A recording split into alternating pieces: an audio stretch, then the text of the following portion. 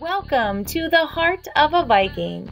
These art lessons are taught by Mrs. Minto from the Cape Henlopen School District in Delaware. I hope you have fun, create imaginative works of art, and make sure you share them with someone because, after all, the visual arts are meant to be seen. Hello, Cape artists, and welcome back to the Heart of a Viking. That's right. Not only am I a Viking today, but in our project, Vikings are the subject of what we're making, and Viking ships too. So in our project today, we're going to be learning how to draw a Viking ship and how to create a little Viking out of our own fingerprint. That's right. We're going to be using our fingers today to print all the colors that we're using. And if your finger gets tired or you don't want your hands to get too messy, I have an option for you too. But a little bit messy fingers today is where we're headed. In addition to that, we're going to be learning about the relationship between Greenland, which is the last country that we're visiting on our North American tour here, and their relationship to Vikings. So we'll learn that and the information that's coming up next, and then we'll start our project. So stay tuned with me to learn a little bit more about Vikings and Greenland.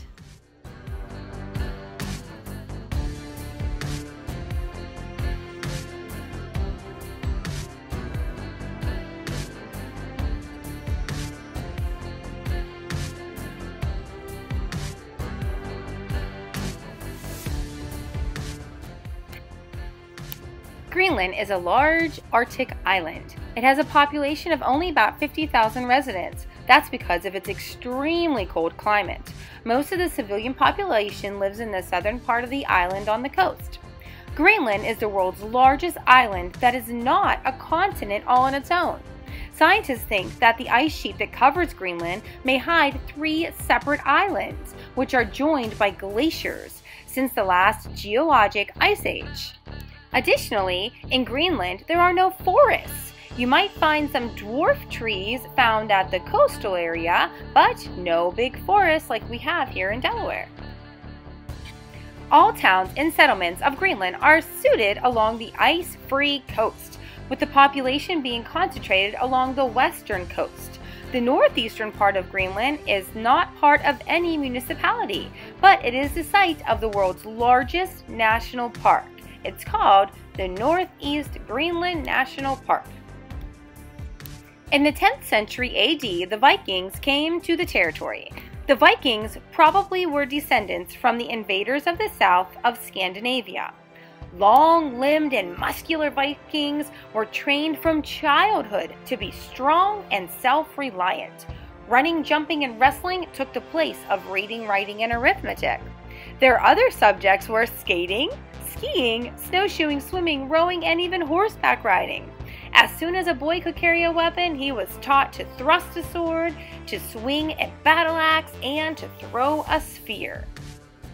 In about the year 982, Erik the Red sailed westward from Iceland. He landed on the coast of Greenland and gave the island its name. Later, he founded the first colony there.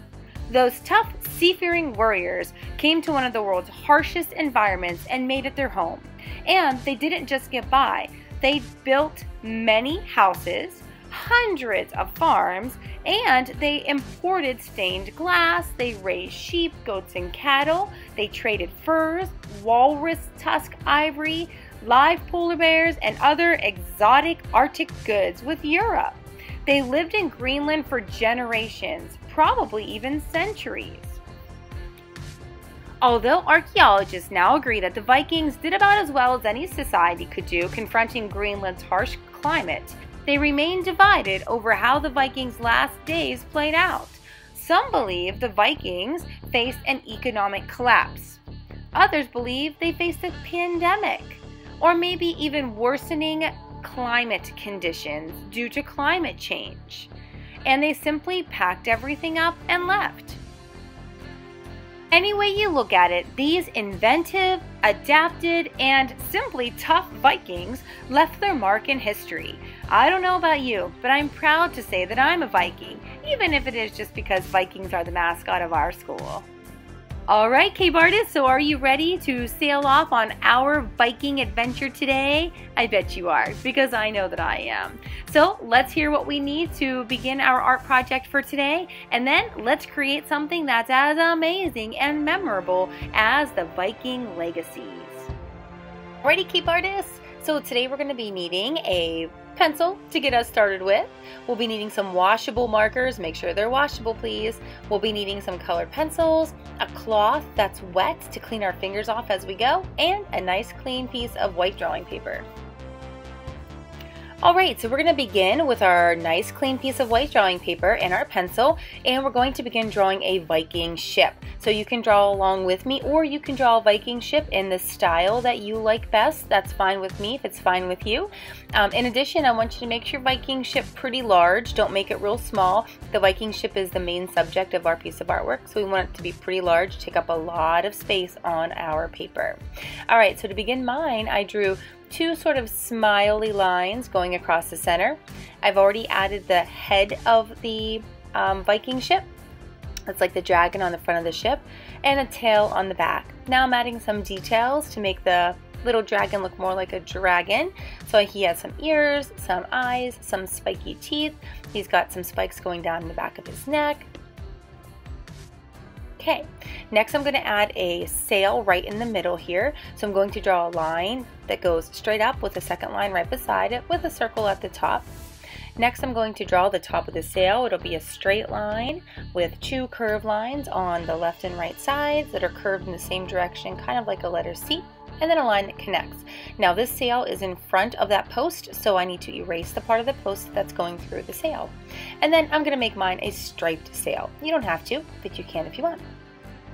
Next I'm going to go ahead and add some circles across here. These are going to be the Vikings' shields that are sort of acting as decorations right now on the side of their ship, but if they got into any kind of trouble, they could remove those and use them for protection.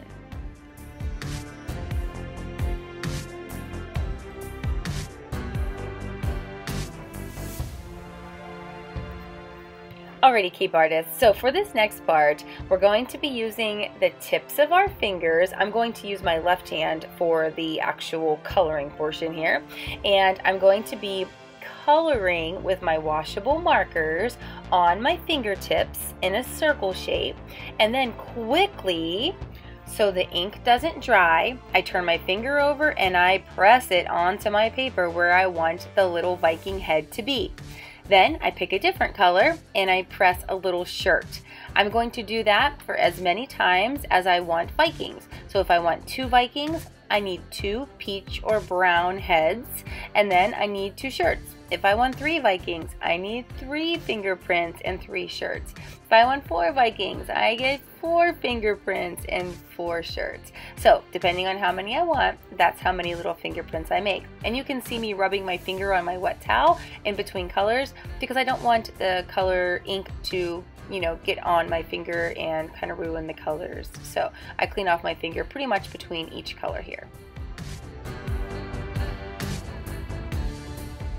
Alright, so I'm going to give my finger a break and grab my pencil again, and now I'm going to be drawing on some of the details that will make these little blobs look a lot more like Vikings. So I'm going to give each of them a Viking helmet, which really helps to make them look like Vikings. So it has 2 horns on the side and then kind of a big hat in the center. Next, I'm going to give each of them some type of hair or ears, and then eventually a little face as well.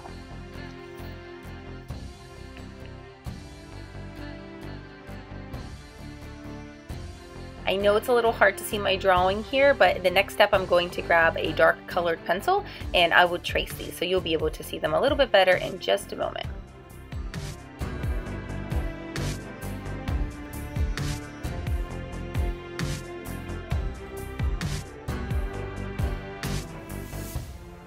So now I'm going to use some colored pencils. I like colored pencils for this part for a couple of reasons. One, I like how I can press light or dark and get different shades with the same color. You'll see me using this gray here, and I'm going to use it in different ways on each of the Vikings to get kind of a different shade of gray, so all their helmets look unique and special for each of them. I also like colored pencils because I can sharpen them and get into these really tiny places, but they're also dark enough to be able to cover up some of that ink from my fingerprinting a few moments ago. So I really like colored pencils. They're probably my favorite art supply to use. And after I finish up with all these helmets, the next thing I'm going to do is go ahead and fix up their faces so that we can see them a little bit better too.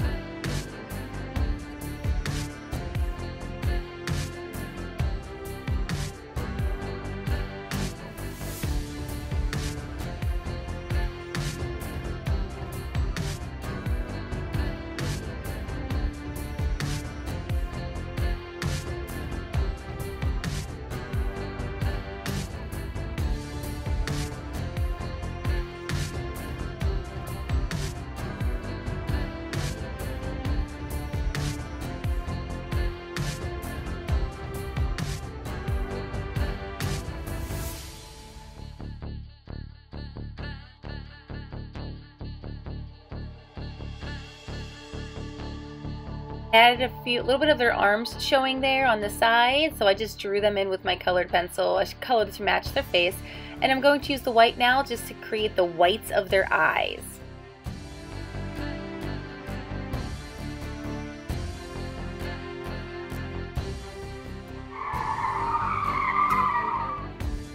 So let's pause here and talk about your choices from this point forward. So I have two pieces of artwork here to share with you. The one on the left has the same Viking ship that we just drew and only one little Viking in it. And this one has been done from this point forward with all colored pencils. I didn't use any other markers except for outlining. I did outline a little bit with markers on this one, but I did not use markers for anything else. It's mostly just colored pencil coloring. The one on the right, on the other hand, from this point forward, I used the marker fingerprinting technique to complete it. It does take quite some time. I think I worked on mine for nearly an hour, 60 minutes, finishing this up, but I think it's worth it. The texture you get from the fingerprinting is so unique and interesting, so it's completely up to you how you want to move forward here. In the video up next, I'm going to be showing you the fingerprinting technique. I think you can handle choosing the coloring and just using the colored pencils to color, but I wanted to show you how you can complete the fingerprinting technique with the rest of the steps. So stick with me if you want to watch that. If you don't, you can just grab your colored pencils and you can finish coloring your Viking ship on your own. Okay, so using the same technique we were using to make our little Vikings, I'm going to be taking my markers, coloring on my finger, and fingerprinting. Now, if I'm trying to get a very saturated color, that means a color that's very, very vibrant and filled in, I'm going to only be able to make one fingerprint, recolor, one fingerprint, recolor, one fingerprint, recolor.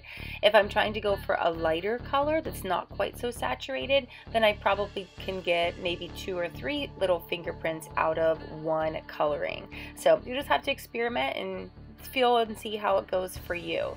So I'm just going to be using my finger here, cleaning it off between colors and creating a fingerprinted Viking ship. Right now I'm going to focus on the Viking ship itself.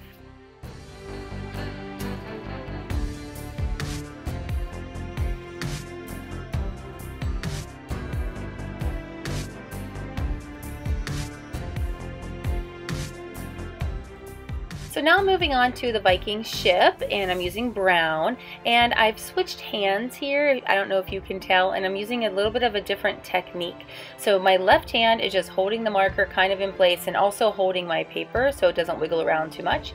And my right hand's thumb is lifting up, pressing down, lifting up, pressing down, and I'm just rubbing my finger on the marker to get the ink onto my finger. I kind of like this technique, but the other technique comes in handy too. So again, experiment, figure out what works for you.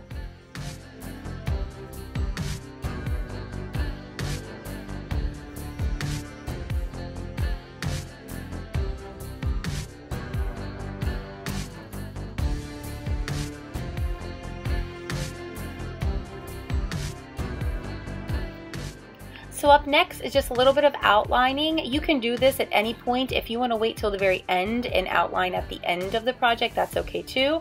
But I like to do it right now. This seems like a good time to do it. So I'm just using a black marker. I could also use a dark brown marker. That would have blended in a bit more. I actually use a dark brown marker on my colored pencil coloring Viking ship. So just two different ways, two different styles, whatever you want to do is fine. So just doing a little bit of outlining here. I'm probably not going to outline the Vikings because I'm worried with this thick marker that I will make them look just like blobs. So I'm not going to outline them, but pretty much everything else. Okay, so now I'm going to use a colored pencil that matches the color of marker that I used, and I'm actually going to just fill in some of the spaces. That fingerprinting technique that I was doing, I miss spots because my finger is just too big to fit into some of the spaces. So I'm using this colored pencil to kind of fill in the gaps. I'm not trying to cover up my fingerprinting, I'm just trying to fill in the white spots that were left over from the fingerprinting technique.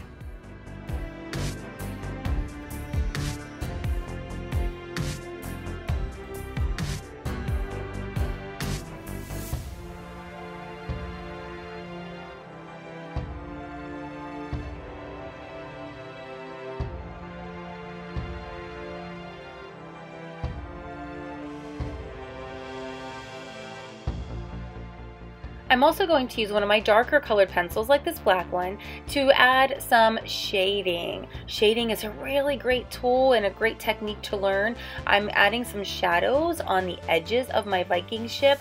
Notice how I work upside down sometimes. It's a kind of a cool thing to do too. So the shading adds shadows on the side edges, which creates more of a 3D realistic kind of look. Feel free to do that as well.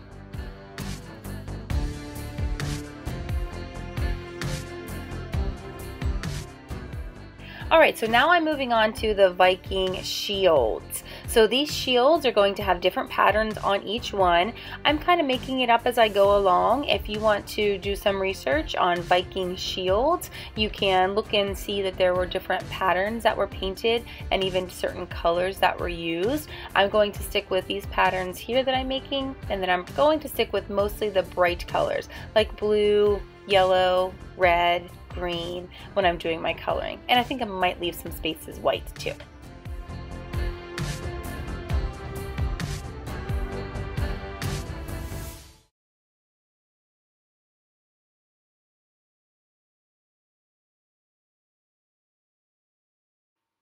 Alright, next up are some ocean waves. You can make the ocean as calm or wavy as you would like. I'm adding some big waves right around my ship as if it's pushing the water out of the way as it travels through. I'm also adding a horizon line. That horizon line is really important. That's where the ocean meets the sky. So I know that everything above the horizon line is sky and everything below is ocean. Now I'm going to use my blue marker and just give this some outlining on my waves, and I might even use a different shade of blue to add a little bit of interest.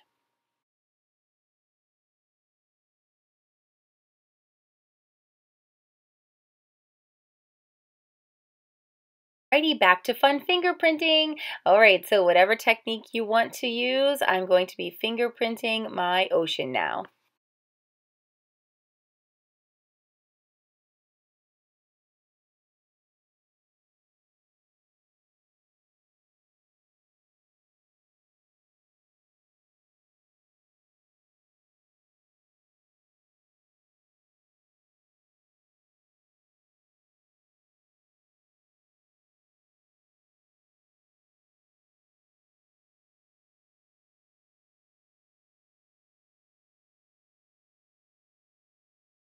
So as I was finishing up my ocean, I was wondering, what color should I do the sky? I only have one shade of blue marker. So if I made the blue sky the same color as the blue ocean, nobody would be able to tell which was sky and which was ocean. So I'm going to make a sunset or a sunrise, whichever way you want to interpret it. So I started with yellow. Yellow is where the sun would actually be. So I started with yellow. Now I'm going to move on to orange, and then you can move on to red, or I'm going to be using a color called raspberry, which is a nice sunset color too. And then you can move on to purple if you have space after that. So I'm going to do mine as a sunset because I wanted it to look different than the ocean. And by the way, I have chosen to work on my art upside down a lot in this project because it's easier to reach, and I know that my hand, which is kind of messy right now, isn't going to be accidentally bumping spaces I've already completed.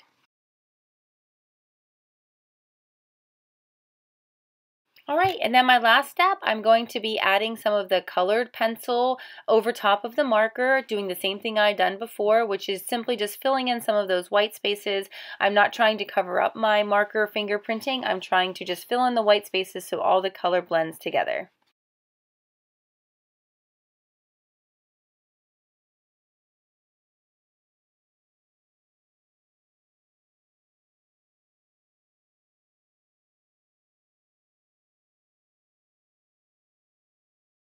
Well, Cape Artists, what do you think?